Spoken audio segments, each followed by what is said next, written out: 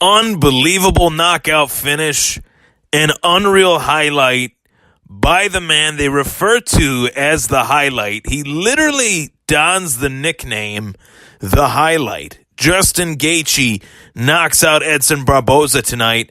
Gaethje coming into the bout in Philadelphia, Pennsylvania, the city of brotherly love. There was no brotherly love tonight between Justin Gaethje and Edson Barboza. No bad blood either. These two guys made a mutual agreement that they were going to step into the octagon tonight and trade bombs, and that is what they did. Gaethje and Barboza, two of the most dynamic strikers in the UFC's lightweight division.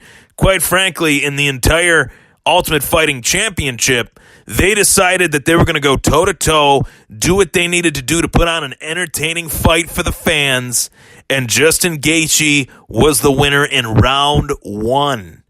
Gaethje now winning 2 straight fights after losing 2 back-to-back dog fights versus Eddie Alvarez and Dustin Poirier. Unreal performance by Justin Gaethje.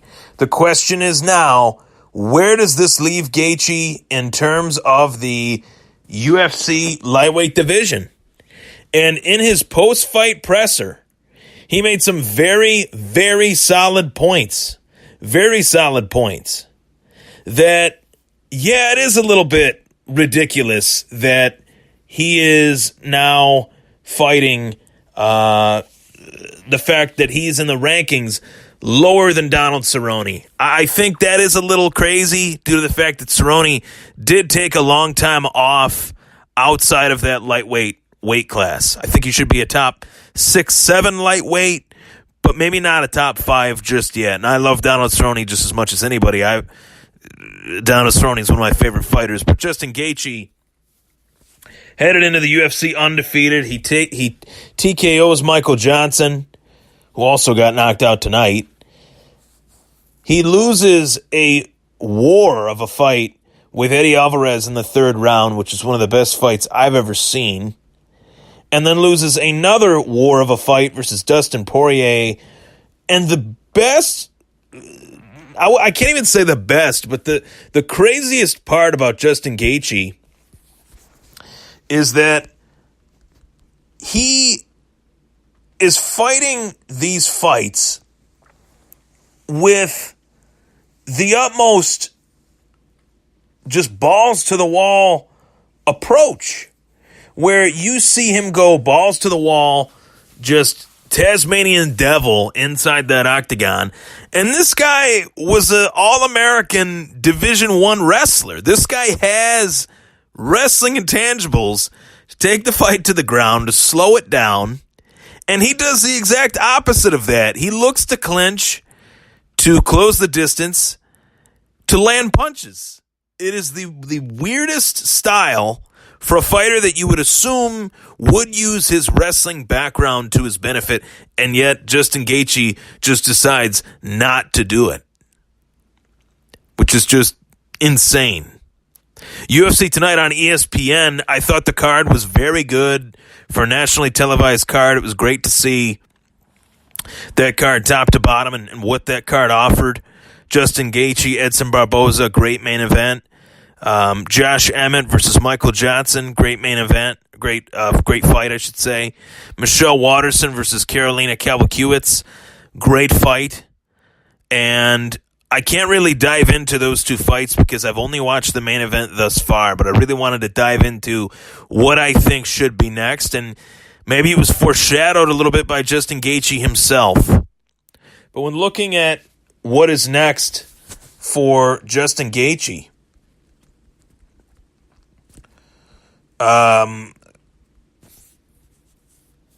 what is next for Justin Gaethje? Really depends on what happens next with the UFC lightweight division. Donald Cerrone has a fight put together. He's got a bout versus Ally Quinta. That is a very important fight for Donald Cerrone's career, no doubt about it. You also have this situation going on with Khabib Nurmagomedov. He's suspended. You got Tony Ferguson out of the picture due to some personal reasons. And we always get brought back to this guy.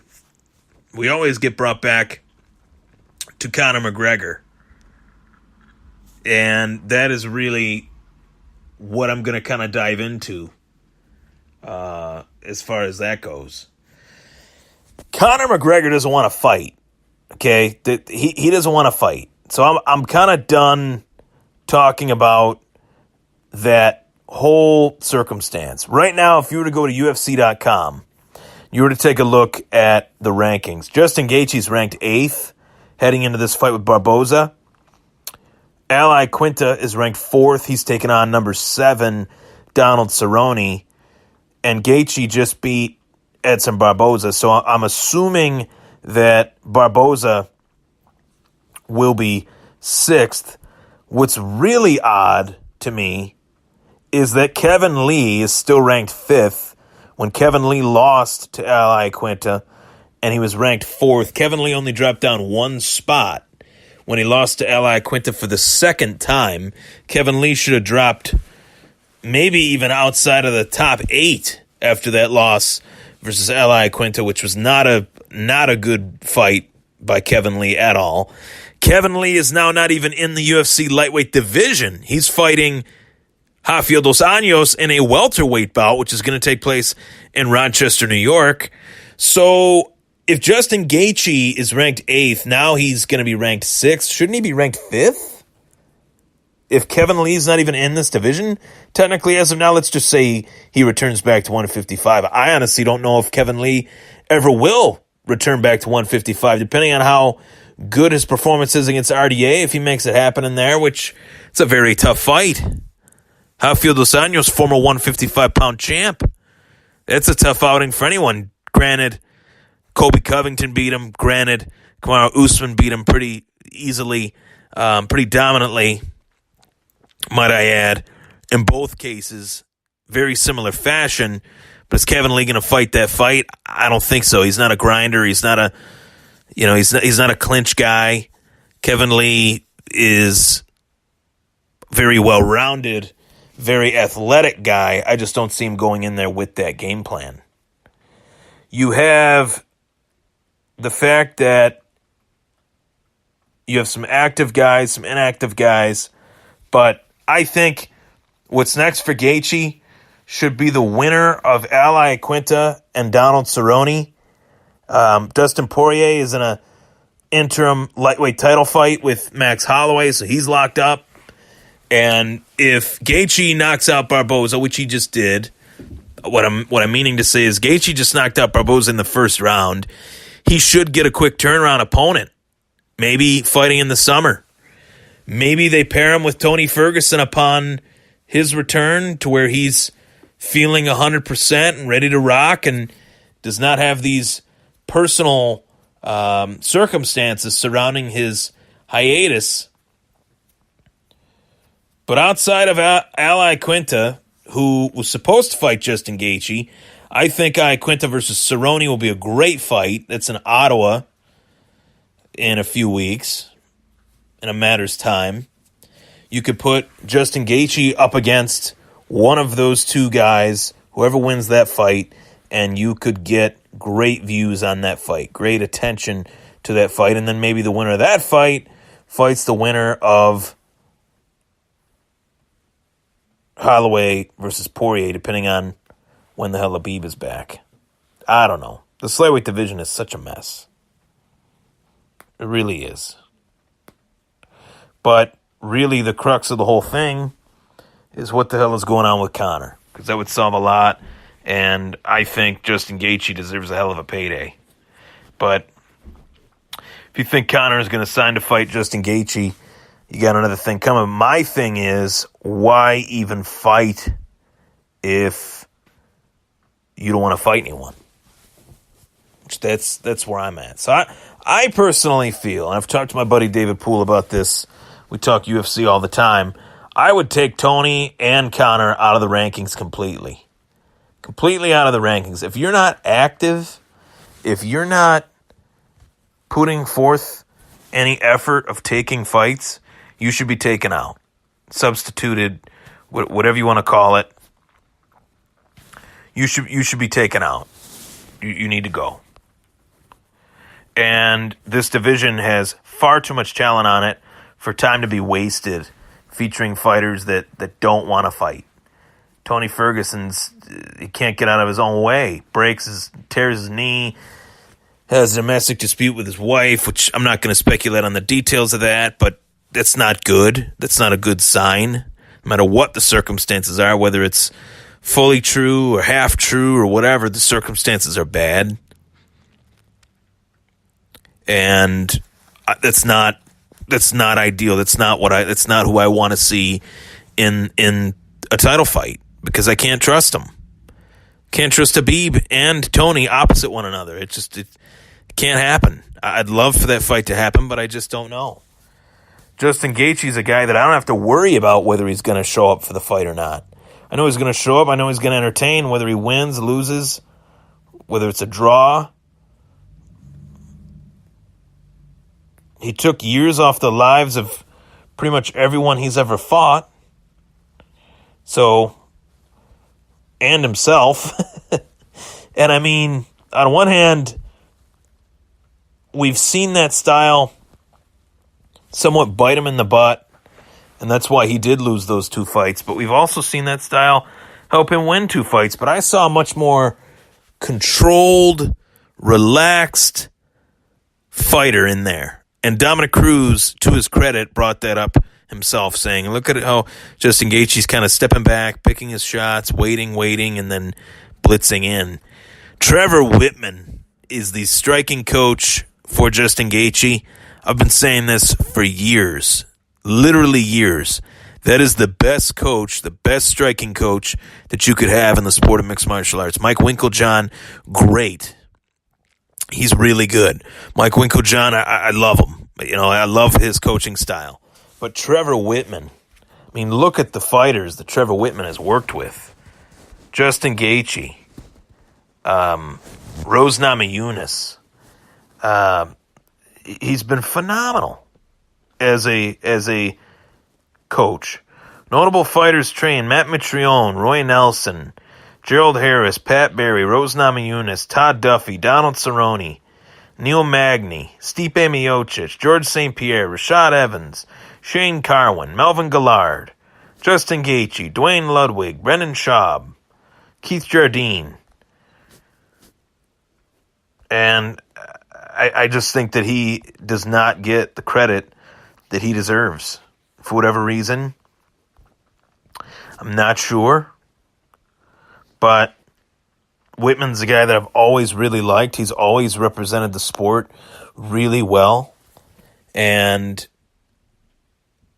he only trains these few fighters, Rose, Justin Gaethje, and also Matthew Lopez, who is a bantamweight in the UFC's brand, obviously bantamweight division. Lopez is 10-4. And he hasn't fought since December. He had a decision loss to Brad Katona, who was a Ultimate Fighter winner. He also lost his previous fight versus Alejandro Perez and versus Rafael Assunção. 2 of those 3 losses were knockout losses, unfortunately for him. But the guy's beaten Mitch Gagnon. He's beaten Johnny Eduardo. 2-2, 2-3 in the UFC. And 1 was a decision loss. So, I mean, not terrible. I'll take his resume over a lot of coaches. That's for sure.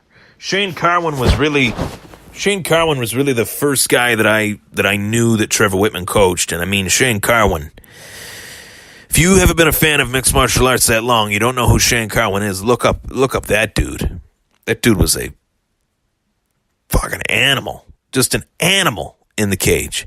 So Trevor Whitman is doing big things with Justin Gaethje and Rose Namajunas, and he's also done a little bit of octagon side commentary as a corner analyzer, analyzing who's saying what in each corner and what does it really mean and stuff like that. They've been doing that with the ESPN broadcasts, and I really like that. But what a hell of a fight. I mean, Justin Gaethje put himself in the top 5 of the division. He's back He's back in the top 5. He had a lot of hype coming in, former World Series of Fighting champ, probably the best fighter that the World Series of Fighting, which is now the Professional Fighters League, easily the best fighter that they've ever had, along with Marlon Moraes. And Marlon Moraes is getting a shot at the UFC Bantamweight title versus Henry Cejudo June 8th in Chicago. And Justin Gaethje was a win or two away from getting that UFC title shot. He fights Eddie Alvarez in a dog fight, a true hellacious fight. 3 rounds, gets TKO'd.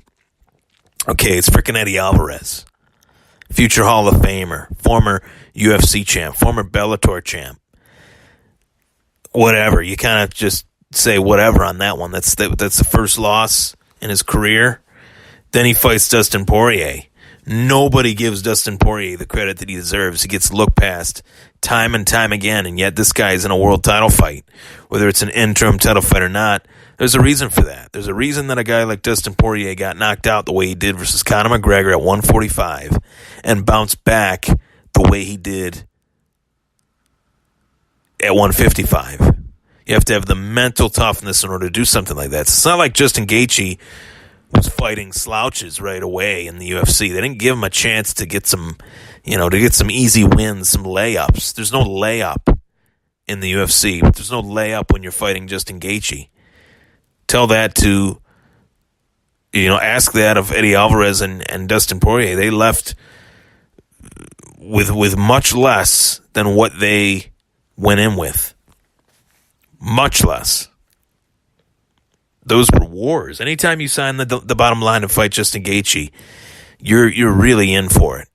The one fight that I really think would be the sexiest matchup that you could put Justin Gaethje in, outside of the winner versus Iaquinta and Cerrone, or outside of Justin Gaethje fighting Conor, I would love to see that fight. I think that would be an ideal world if Conor McGregor had his boots tied tight and wanted to get back to work.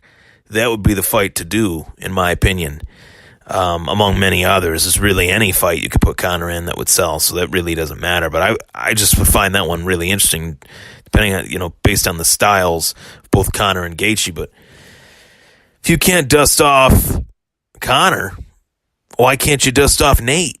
Maybe throw Nate in there. Nate ranked 14th, looking to get back into the top 5. Why not? What is the holdup? Why are these guys not fighting? Why are the 2 biggest stars in the sport, Conor and Nate, not fighting each other? And if they're not going to fight each other, put them in there with someone that wants to fight. Justin Gaethje wants to fight. Khabib wants to fight. Iaquinta wants to fight. Donald Cerrone wants to fight. All this business and posturing and all this bullshit has completely contaminated the sport. It's robbed us of seeing fights that the fans want to see. And if the fighters don't want to fight those particular fights or fight each other, Tony Ferguson doesn't want to fight Conor because they have the same management company, or Tony doesn't want to fight Nate because he's ranked too low, or Tony doesn't want to fight anybody else because he feels like he earned the Khabib shot. Meanwhile, Tony is getting himself in these personal situations where he's getting arrested. Get the hell out of here. Go. I don't need that as a fan. I don't want that. Conor, same thing. Says he wants this fight, but he doesn't know business-wise. If you don't know if a fight makes sense business-wise, if you're worried about your pay, which you shouldn't be because the UFC's paying you more than they are any other human that they've ever had, then just stop. That means you don't want to fight. To me, all this stuff about him wanting more money, bullshit. He's made his money. He lost his title. Don't you have any damn pride? Don't you want to get your titles back, or get one of your titles back that were stripped from you, let alone one that they allowed you to compete for that they stripped you of, and you were embarrassed? Don't you feel embarrassed? Where's the Conor that lost to Nate? Where'd that guy go? That guy didn't care about the money in that rematch. He got finished in both fights the same way. So what's the difference? He made more money, obviously, after the Floyd fight. The Floyd fight has ruined Conor McGregor's career. It ruined his UFC career. There's no two ways about it. Guy doesn't want to fight this guy for this reason, doesn't want to fight that guy for that reason. Just stop fighting. I hope he is retiring. I talked about that in the last episode of the podcast. I hope he is done. I want him to be done. I'm over it. I really am. I'm done with it. I'm sick of it. It is what it is. I'm not trying to make this about Conor on Justin Gaethje's night, though. This was a hell of a performance. A barn burner of a first couple minutes of a fight. That no fighters fight like that anymore. No, that was an old school UFC fight. And the diehard fans that have loved this sport since its inception, there I go with my tongue twister again. Diehard fans of the sport since the beginning want to see fights like that. They want to see finishes. They want to see guys go toe to toe. They don't want to see this hump, lay and pray bullcrap. And you're hearing this from a wrestler. I love wrestling. Wrestling was one of the best decisions I've ever made. But when you're talking about a fight, you want to see a fight. Wrestling is a layer to the fight. It's a strategic base to use in a fight. But I don't want to see guys like. It's just refreshing knowing that there's a guy. Nothing against the wrestler guys, but it's just refreshing to see a fighter like Justin Gaethje fight the way he fights. To me, it's refreshing. I find it like a fresh breath of air. A breath of fresh air. Man, I'm tired. Breath of fresh air. And, yeah, I think he was originally slated to fight Ali Quinta.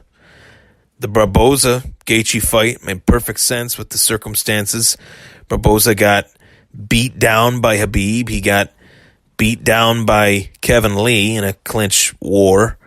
But how you not clinching Edson Barboza? Justin Gaethje clinched him a little bit, but really didn't give a damn. And Barboza landed some hard leg kicks again. That savage bastard landed those leg kicks again. Even in a knockout loss where he was KTFO'd and he landed those leg kicks, Justin Gaethje's leg was messed up just from 2 minutes of standing with the guy. I feel for Edson Barboza. Really, what's next for him, I don't know, to be honest. I think as we look back here at the UFC rankings, we'd really have to go in and take a look here. UFC rankings for the lightweight division. Yes, it would be the lightweights. Every time I see this and I see that Daniel Cormier is pound for pound number one, that's just ridiculous. But that's neither here nor there. So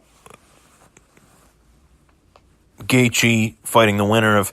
Okay, so Barboza... I think Barboza is probably going to get a Gregor Gillespie or a Charles Oliveira or maybe a James Vick. There's really not a lot of matchups out there. Maybe Barboza goes up to welterweight.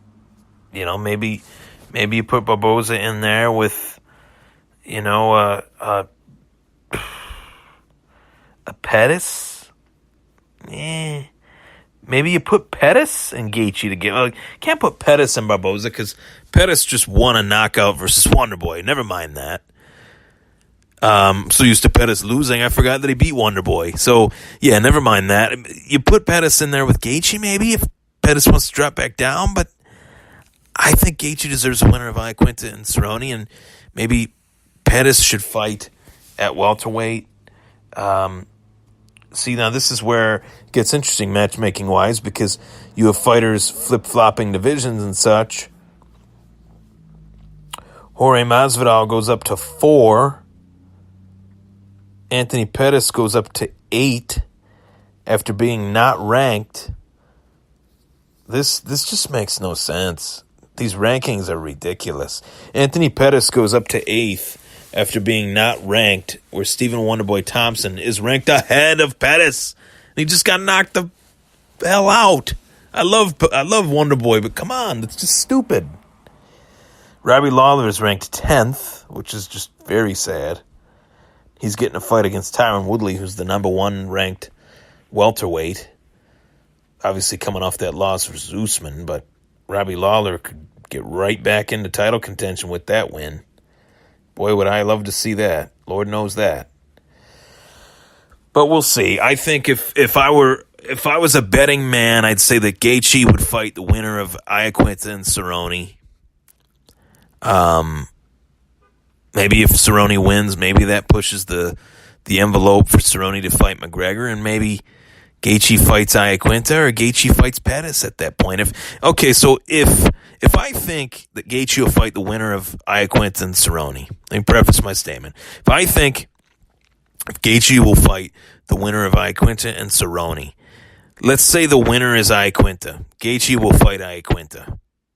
But if the winner is Cerrone, then I think Cerrone will get that Conor fight. Because Iaquinta fought Habib, and the math makes sense. If Cerrone knocks out Iaquinta, which he very well could, it's a possibility, one of the 6 possibilities, I should say, then I could definitely see him, getting a big fight with Conor. If Iaquinta beats Cerrone, then Iaquinta is the sexiest name in the division. He's the newest kid on the block. He's the man, and will really get to dictate what fight he fights next. But I think it would still be Justin Gaethje, because Conor McGregor will not sign on the bottom line to fight anyone that is making $80,000 a fight. It's just not going to happen. He won't do it. He won't do it. He's got way too much to lose in his eyes. And a fighter that thinks they got way too much to lose is a fighter that doesn't have much to win. And that's why I think this guy should stop. He should stop. He made his money. He's actually contaminating the sport. I want to see the division evolve. I want to see it grow. I want to see it continue, and just the evolution of mixed martial arts. He's stunting the growth of mixed martial arts with the way he's reacting about fighting this guy or not, or doing whatever. It's just annoying. And you always get brought back to that reality when you see fighters like Cerrone or Iaquinta or Gaethje. Yeah, they might not be the flashiest personalities in the world, but when the hell did MMA become about this? We get it. We get it. We understand that Conor is the face of it. We get it. We understand that. We know why. But when he's not fighting, he shouldn't really be talked about. And yeah, I am talking about this right now, saying how he shouldn't be talked about while I'm talking about him, but I'm talking about the fact that he should not be talked about in the sense that he's this active, glorious fighter. That guy hasn't won a fight in 3 years. Justin Gaethje has been putting it on the line ever since he signed on the line with the UFC. Michael Johnson, Eddie Alvarez, Dustin Poirier, James Vick, Edson Barboza. Those are names. Those are studs. There's not one easy fight there. James Vick was knocking dudes out left and right. Edson Barboza, one of the best strikers ever in UFC history. Eddie Alvarez, probably one of the top 3 ever at 155. Could we say that? BJ Penn. I'd put Frankie in there maybe, and Eddie was the top 3. Can't really put Conor there because he won that belt and he never defended it. That means something to me. I'm sorry. Maybe it doesn't mean anything to anybody else, but that's the UFC's fault, not mine. I like guys that defend the title. I don't like guys that don't. That frustrates the hell out of me. But that's how I see this situation. I think Gaethje will fight Iaquinta if Iaquinta beats Cerrone. And if Cerrone beats Iaquinta, then I think Gaethje will fight Anthony Pettis. They'll see it as, hey, you're fighting a top 10 lightweight. You're fighting a top 8 welterweight. Pettis versus Gaethje. Who would not want to see that fight? I don't know anyone that wouldn't want to see that. Pettis just has to worry about making the weight, but even if he misses weight, it's a non-title fight anyway. Just in case you get more cha-ching, 20% of Pettis' purse if Pettis does miss weight. And it's a win-win, really. Still get 20% more of pay than 20% of Pettis' pay, even if Pettis were to win. So it's very interesting stuff. Nonetheless, great knockout victory for Justin Gaethje. I'm Ryan Thomas. That was the Thomas Take. Take care.